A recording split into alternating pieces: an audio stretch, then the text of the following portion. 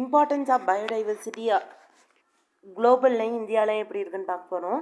Biodiversity is a variety of the life on the earth. அதாவது ஒரு variety of life on the earth அப்படின்னு சொல்லலாம் பயோடைவர்சிட்டியை. That is the number of different species வந்து ஒரு flora fauna including the microorganism. அதாவது நிறைய living organism வந்து லிவிங் டுகெதர், அதை தான் பயோடைவர்சிட்டி அப்படின்னு சொல்லுவாங்க. அதாவது லீவ் பண்ணுற அந்த இடத்தையே பயோடைவர்சிட்டின்னு தான் சொல்லுவாங்க.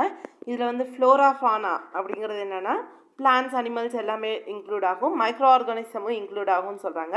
These organism can be inhibit the different ecosystems. நிறையா எக்கோசிஸ்டம்ஸில் இருக்கும். ரெயின் ஃபாரஸ்ட்டாக இருக்கும், குளோரல் லீவ்ஸாக இருக்கும், கிளாஸ் லேண்ட்ஸாக இருக்கும், டெசர்ட்டாக இருக்கும், தண்டாராக இருக்கட்டும், போலார் ஐஸ் கேப்ஸ், இது எல்லாத்துலேயுமே இந்த இன்ஹாபிட்டாக இருக்கும் அப்படின்னு சொல்கிறாங்க. This variety is essential.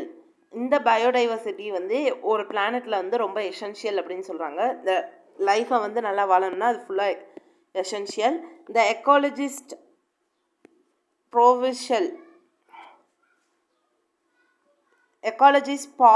Ball Ehrlich வந்து என்ன சொல்கிறாங்க, ரிவர்ட் பாப்பர் ஹைப்போதிஸை வந்து ப்ரப்போஸ் பண்ணுறாங்க.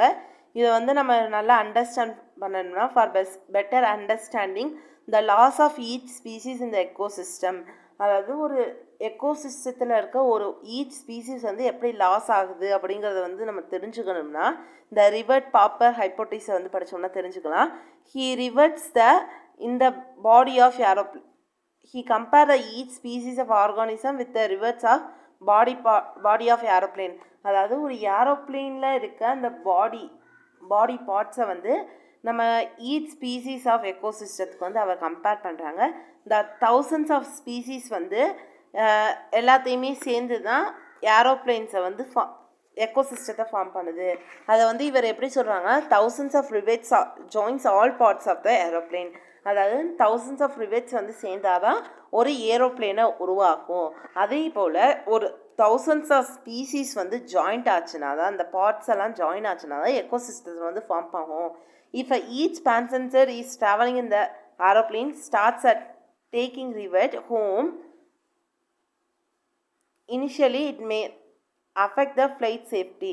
அதாவது ஒரு ஈச் பேசஞ்சரும் அந்த ஏரோப்ளேன்லேருந்து ரிவர்ட்ஸ் எடுக்கிறாங்களா அந்த ஹோமுக்கு, அப்படி ஆச்சுன்னா என்ன ஆகும், அந்த ஃப்ளைட்டோட சேஃப்டி வந்து அஃபெக்ட் ஆகுமா, அதை வந்து லாஸ் ஆஃப் ஸ்பீசிஸோட கம்பேர் பண்ணுறாங்க. நெக்ஸ்ட்டு ப்ராப்பர் ஃபங்க்ஷனிங் ஆஃப் எக்கோசிஸ்டத்தை வந்து அந்த ஃப்ளைட் சேஃப்டிக்கு கம்பேர் பண்ணுறாங்க அப்படின்னு சொல்கிறாங்க. How the plane become the டேஞ்சரஸாக ஆகும், வீக் ஆகும். ஆனால் ஏன்னா ஒவ்வொரு துண்டாக கீழே விழுந்துச்சுன்னா என்ன ஆகும், அந்த பிளேனே ஒன்றும் இல்லாமல் போயிடும் ஒரு கட்டத்தில். Moreover the rivets is also removed also important. இந்த ரிவர்ட் ரிமூவ் ஆகிறதும் ஒரு இம்பார்ட்டன்ட் அப்படின்னு சொல்கிறாங்க. When the key of rivet, அதாவது ஒரு கீ ஸ்டோன் ஆஃப் ஸ்பீசிஸ் வந்து ரிமூவ் ஆச்சுன்னா அந்த wing of the aeroplane are removed. இப்படி கொஞ்சம் கொஞ்சமாக ரிமூவ் ஆகும்போது அந்த விங் ஆஃப் த ஏரோப்ளேனும் ரிமூவ் ஆகுது. விங் ஆஃப் த ஏரோப்ளேன் அப்படிங்கிறது என்னது, அந்த ஏரோப்ளேனில் அந்த விங் இல்லைன்னா அது சேஃப்டியாக பறக்குமா, முடியாது. அதுதான் சொல்கிறாங்க. thus we understand the role of every species for the hormonal function of the ecosystem. அதாவது ஃபார் எக்ஸாம்பிள் இப்போ வந்து இவர் சொல்லியிருக்கிறது வந்து நான் வேறு மாதிரி ஒரு இதில் சொல்கிறேன்.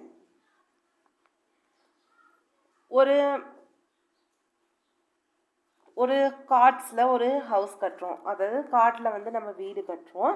அந்த காட்டில் நம்ம கீழே இருந்து காட் வச்சுட்டு வரோம். கடைசியில் ஒவ்வொரு காடாக ஒரு காடை உருவ இந்த இது குறைஞ்சிக்கிட்டே வருமா, காயின்ஸ்னால ஒரு ஃபார் எக்ஸாம்பிள் கின்னஸ் ரெக்கார்டுக்காக நம்ம ஒரு காயின்ஸில் ஏதாச்சும் ஒன்று கட்டுறோம். அந்த காயின்ஸில் வந்து மேலேருந்து ஒவ்வொன்றா குறைச்சிக்கிட்டே வரோம்னு வச்சுக்கோங்க. இந்த ரிவர்ட்ஸ்னால் அந்த ஒவ்வொரு காயினாக குறைச்சிட்டு வரும்போது அந்த ஒரு கட்டத்தில் அந்த இடிஞ்சு உழுகலாம்ல, அதை தான் இதில் வந்து கம்பேர் பண்ணுறாங்க. இப்போ வந்து இம்பார்ட்டன்ஸ் ஆஃப் இதை வந்து எப்படி நம்ம டினோட் பண்ணியிருக்காங்கன்னா ecosystem service, biological resource, social benefits of biodiversity இப்படி பிரிச்சிருக்காங்க. ஆர்கனைசேஷன் அந்த ஃபங்க்ஷன் ஆஃப் த எக்கோசிஸ்டம் வந்து வேர்ல்டு வைடாக ரொம்ப எஃபெக்டாக இருக்குது. அப்புறம் depend on the biodiversity and its richness. அதாவது பயோடைவர்சிட்டியில் தான் நம்ம வந்து டிபெண்ட் ஆகிருக்கும், இண்டிபெண்ட்டாக இல்லை, டிபெண்ட் பண்ணியிருக்கோம். பயோடைவர்சிட்டி தான் நம்ம டிபெண்ட் பண்ணியிருக்கோம், அதோட ரிச்னஸையும் தான் டிபெண்ட் பண்ணியிருக்கோம். அதோட இது பார்த்தீங்கன்னா nutrient cycles are biogeo cycle. Biogeo சைக்கிள்ஸை வந்து continuity of biogeo cycle. Nitrogen, oxygen இதெல்லாம் வந்து நம்ம சுழற்சியாக நடந்துக்கிட்டே இருந்தால் தான் நம்மளால் சுவாசிக்க முடியும். பிளான்ஸுக்கு தேவையான அந்த நைட்ரஜன்ஸ்லாம் எடுத்துக்க முடியும்.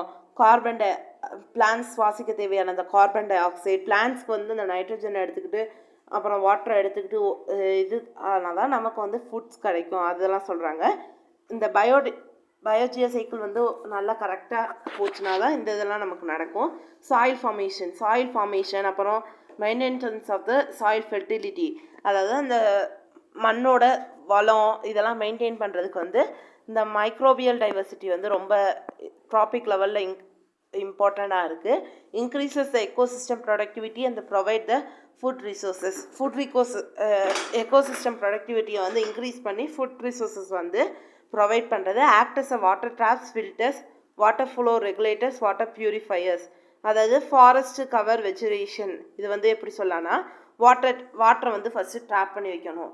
அதாவது மேலேருந்து மலையிலேருந்து மழை பெய்யுதுன்னா அந்த வாட்டரை வந்து தேக்கி வைக்கணும். அப்புறம் வாட்டர் வந்து தெளிஞ்சதுக்கப்புறம் வாட்டர் ரெகுலேட்டர்ஸ் மூலயமா அப்புறம் பியூரிஃபையர்ஸ் மூலயமா நம்ம வீட்டு யூஸ் பண்ணுறோம். அதுதான் கிளைமேட் ஸ்டெபிலிட்டி. அதாவது ஃபாரஸ்ட் இருக்கிறதுனால தான் அந்த கரெக்டான அந்த ரெயின்ஃபால், டெம்பரேச்சர் ரெகுலேஷன், அப்புறம் கார்பன் டை ஆக்சைடு அப்சர்வ் பண்ணுறது, அந்த டென்சிட்டி, அப்புறம் டைப்ஸ் ஆஃப் வெஜிடேஷனை வந்து ரெகுலேட் பண்ணுறது, இதெல்லாம் வந்து இருந்தால் தான் கிளைமேட் வந்து ஸ்டேபிளாக இருக்கும் அப்படின்னு சொல்கிறாங்க.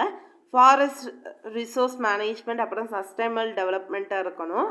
Maintaining the balance between biotic காம்பவுண்ட்ஸ்குள்ளே பேலன்ஸை வந்து மெயின்டைன் பண்ணணும். கிளீனிங் அப் ஆஃப் பொல்யூட்டன்ஸை வந்து நம்ம க்ளீன் பண்ணணும் அப்படின்னு சொல்கிறாங்க. Microbes are the biggest degraders molecules which may be anthropotropic ones which are present in the sewage, garbage or agrochemical இருக்கிறது. இந்த கிளீனிங் பொல்யூட்டன்ஸை வந்து க்ளீன் பண்ணணும்